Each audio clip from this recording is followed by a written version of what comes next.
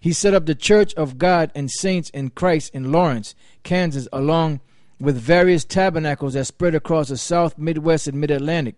Crowdy's church still stands in Washington, D.C., where he and his followers relocated. Today, there are hundreds of Israelite congregations across the United States and the Caribbean, counting thousands of members on its website. Southern Poverty Law Center, which tracks hate groups in the United States, notes that plenty of them, and this includes the saints in Christ, are neither explicitly racist nor anti-Semitic and do not advocate violence. Nonetheless, SPLC has expressed concerns over extremist wing. Southern Poverty Law Center has expressed concern over the extremist wing of religion that has grown up since Crowdy's days, along with Nation of Islam, whose leader, Louis Farrakhan, has made disparaging remarks against Jews. The SPLC classifies this wing of black Israelite religion as a hate group. They say that the Most High, or that God, is coming back to enslave and murder all white people. SPLC's Mark Potok told me, describing the faith as a precise analog. By the way, this guy Potak, he was either Potak. He's one of the main guys. He goes on CNN and all that, and he represents the Southern Poverty Law Center, and he was the one that did the interview with General Yohana, and I believe it was back in I think it was 2008, if I'm not mistaken. Gabar, if you go to Google and put in God and the General, the interview should be there, and it'll give you the date. And that's back when Yohana wasn't even that big. He just came on the scene, man. Yeah. And the ironic thing is that these two groups have 501c3 tax status. That's funny. Yep. Yeah, it's the fall of 2008, issue number 131.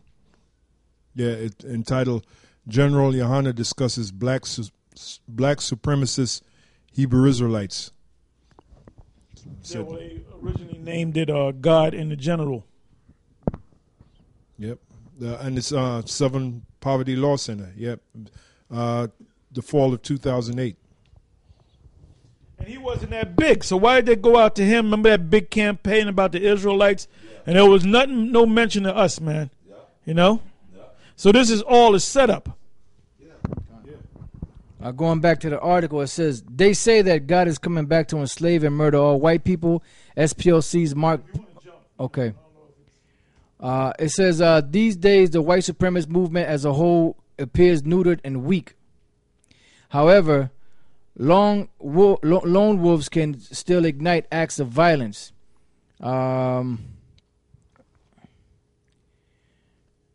It says they're into confronting people on the streets, Potok said. I'm not suggesting they're going to go out and blow up federal buildings and shoot cops. I mean, we'll see. The religion inhabits a kind of paradox. They are much maligned by African American Christian establishment, though they take literally the symbolic identification of the traditional black church with the plight of the enslaved Israelites in the Bible. They have adopted traditional Jewish religious practices, yet recent people of Jewish heritage as pretenders. In their eyes, a secret Masonic order is repressing them, distorting the true nature of reality. Hence, African Americans don't know they are the genuine Israelites, though all one has to do is read the Bible and look at the pyramid on the dollar bill to understand the truth. You know, and basically that's what they're doing. They're like they said, they are much maligned by the African American Christian establishment, though they take. Well, basically, they're trying to demonize Israel, basically, because what like they said up here. I'm not suggesting they're going to go out and blow up federal buildings and shoot cops. I mean, we'll see. Yeah. You know. Yeah, they putting that thing out. That's how the fucking devil operates, man. You know. And there was this one guy. I guess he represented Discovery Magazine or Discovery Channel, and he wanted to do a thing. And one of the brothers in the camp, He's going back and forth with him. Because we were filling the guy out, man. We don't need to do no damn interview with no goddamn fucking crackers, the Edomites, to give us credibility, man. We already got it, man. We already got it, okay? Yeah, and demonizing, that's what they do. They demonized us on 9/11. They arrested 8 of us up there in Bridgeport, Connecticut. And then they charged us with being a so-called terrorist. So we know what demonization is all about, man. It says, on the sunny afternoon of April 18, I paid a visit to the Israelite United in Christ in Allerton, a neighborhood on Bronx East Side.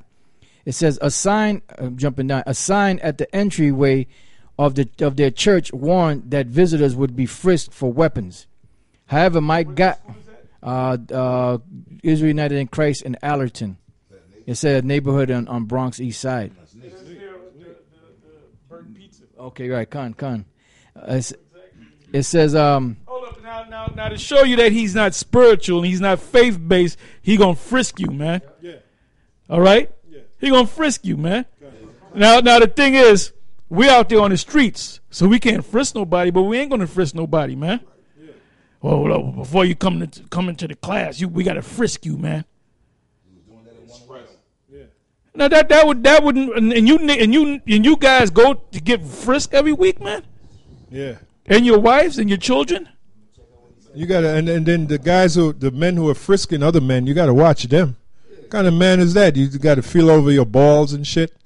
David didn't say to the Philistines go and frisk them. Yeah, that's a white man thing. And then when we had the school in Connecticut, we didn't frisk nobody. We had the school from 1994 to 2001. We didn't frisk nobody. Metal detector wands. Yeah. You know? Yeah. Wait, what is that? Some change? What was that? Yeah. A shield of David? They put it in the basket. And we had spies come to the school and show you how heavy it is, brothers. Check it out. 9/11, when they rushed on the school, they rushed in a polite manner. They didn't, normally Esau rush on Jake's and they just grab them and the batons come out and bing, bang, boom. There was none of that, man. When they came, you remember, Rickard, when they rushed on the school, they rushed in a polite manner. And they didn't come into school. That's right. The spirit is like the angels held them back. And they couldn't come through the door. They wanted to walk into the school. Because it was a sanctuary. It was a sanctuary. They wanted to walk into the school and look. You know how proud Esau is, walking around. What you got here? What is this? Overturning shit, knocking shit over. There was none of that, man. They couldn't even go in the building. They couldn't. The spirit held them in the front. There you go. They had already arrested some of these brothers, but they didn't arrest all of us. And myself with the ones that we didn't get arrested, but we was there. They had the brothers already in the police cars, and we was standing in the front. And it was like the cops that were all lined up in front of the school, in front of us, but they couldn't. It was like they couldn't come in. They didn't come into school. They were like, then the one cop said, "Hey, go inside, go back in your school." Right. But they didn't. But the spirit, it was like a force field. They didn't. Not one cop set foot in the school, man. Okay. That's the power of Yahweh Shem Yahushai, brothers. That's the power of the Lord. Because you know how Esau don't respect no Jake, man. How about when they come in your house and they overturn your shit, right? Well, that's why when this man goes down, okay, the scriptures say here is the patience and the faith of the saint. You got to have patience. You can't do nothing, man. You got to wait until you be over them. And once you're over them, then you can do whatever the hell you want to do. You can frisk them. You can frisk their women. You can kill them.